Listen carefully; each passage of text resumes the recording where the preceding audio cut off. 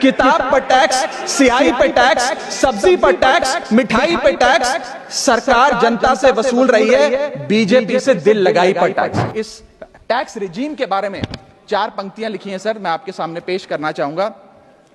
सरकार का एक सूत्री मिशन है टैक्स, सरकार का कमीशन है टैक्स। जगने पे टैक्स, सोने पर टैक्स, हंसने पर टैक्स, रोने पे टैक्स, खाने पे टैक्स, पीने पे टैक्स, बच्चों की पढ़ाई पे टैक्स, बुजुर्गों की दवाई पर टैक्स,